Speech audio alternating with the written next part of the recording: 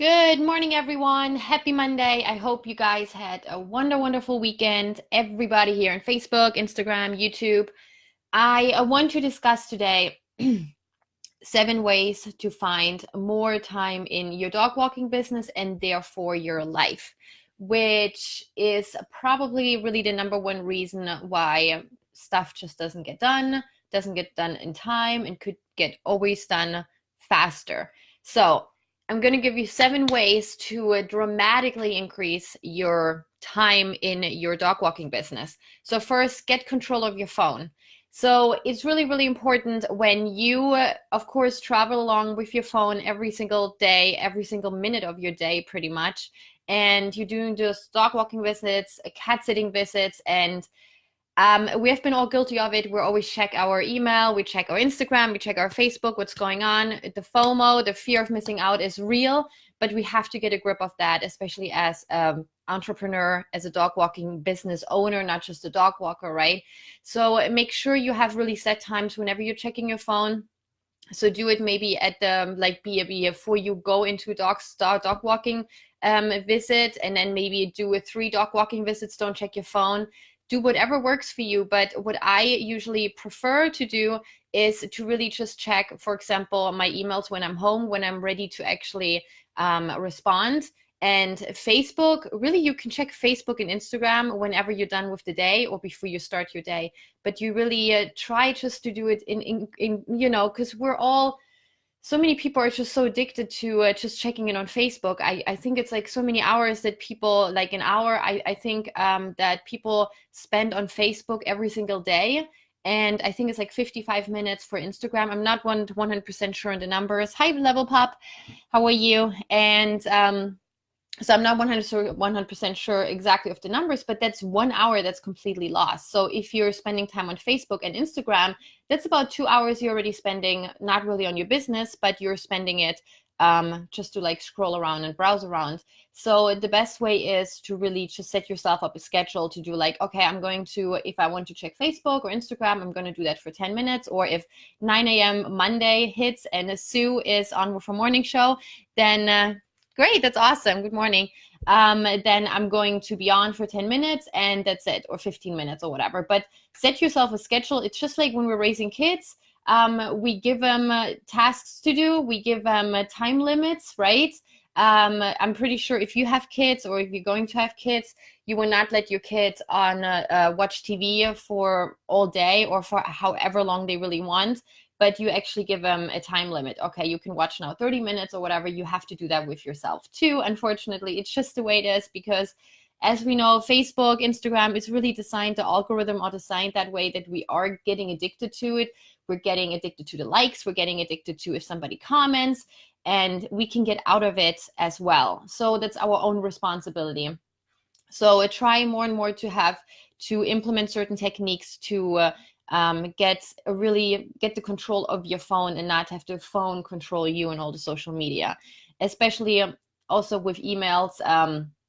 Of course, we do want to check emails throughout the day, because there could be something coming up. But if you with your clients, but if you're training your clients right, then when you're using a pet sitting scheduling software, then you can train them that if they have any notes regarding any visits, or if they want to cancel visits, they can always do that in a portal. So you really shouldn't have to check your email all day, but you just go in your portal and check if there are any new activities, if there are any new cancellations or any notes regarding visits. And that's really all you would need then. So that's number one. Number two, make and use lists. I know everybody talks about that. If you read any kind of productivity blog posts or any kind of books, they're all talking about lists. Usually, I find it very helpful. I know it's helpful for people if it's done the right way. Some like day-to-day planners, some like weekly planners, some like beautiful planners, some just jotted down on white paper. I would say if you hear somebody doing it a certain way, just try your own way. I went through so many ways too to find my own way, and I'm not going to tell you now what I prefer, because I want you to make up your own mind. So get maybe a beautiful plan, or get it 2 words laid out every day, or just like a page fills a whole week or fills a whole month, whatever works for you. That's definitely to keep your meetings straight. If you have any doctor's appointments, bank appointments, business meetings, whatever you have. And then of course do preferably a separate list for each day or for the week where your goals are laid out. And that goes into number 3. Then do everything possible whenever you're working on your business, whenever you're not dog walking, do everything to defend that goal, to really work towards that goal, whatever you're doing, that you are doing exactly what you want to get done this day, whatever you want to get done in the big picture. So like, let's say you want to redo your website, do everything possible when you are working on your business, then that you get that website done. Which so really defend your time, let people know that you're working on your business right now, that they cannot disturb you, that you are literally, because the lines are really blurred for us as dog walking business owners, because we are home, we are out with the pups, whatever stage you're really in, but if you're home, people like your husband, your wife, your partner, your kids, family members, friends, they might think, okay, you're home, so you can be approached, but it's also your responsibility to let people know, and that's really important. Let them know, hey, I'm working now from 9 a.m. till 11 a.m. on my business. Please do not disturb me, and go in a quiet corner of your house, of your home, of your apartment, and just really work on that. And with that also, don't go on Facebook, don't go on Instagram. I know it's sometimes really hard, but the more you actually really try just to get stuff done, and not to pick up that phone, even if you're ready to pick up that phone or go on their website, just close it out. And actually, it's just really get your own routine down. It's so important, and I know it's hard to break once we're in that cycle, but it is possible. Also, with that, really number 3, what I already talked about, set yourself a work schedule. So really block off time. So that's just the thing I already talked about, right? We don't go to work to like 9 a.m. till 5 p.m. or 4 p.m. and then we're leaving the workplace. Our workplace is usually at home, or if you have an office, then of course it's the office. If you have a dog walking business office, which is great, but really just need it at the later stage when you have many employees. But you are really working from home most of the time. So you have to just really set yourself the schedule, just like I already said, from like 9 a.m. till 4 p.m. you're working. Plan yourself some time in between, a break, where you can have a coffee break, lunch break, where you can check your social media if you wish to do so. But you should really just block yourself time off, and it takes practice, especially if you're not doing this from the beginning. If you're already kind of just like running around and you don't really know where your head is. But try to really just sit down. The best is to really plan ahead of time. So if you're waking up early, you can work from 7 a.m. till 10 a.m. to get really stuff done. If you're not doing visits, of course, and then from like 10 till 11 a.m. give yourself time to do other certain things. So going to the bank or doing meetings that you do, that you have to do, or do grocery shopping, which brings me to the next point, to really do grocery shopping or whatever, or bank meetings. Do that during the off-peak hours, so you can so you save yourself a lot of time, because we have the huge advantage that we can literally plan our day the way we want to. So once you actually really plan yourself those block of times, and you set yourself that schedule, adhere to it, and have yourself have some blocked off times, just like I said, like in between 10 a.m. and 11 a.m. That's usually when stores are very empty, when the streets are empty, and get stuff done then. And then go back and work on your dog walking business. That's actually perfect, because you can even go on businesses. When you go on google.com and you check out a business, you can even see when the off-peak hours are, when people are usually not there, or when it's usually busy. So you can check that out. That's my 6th point.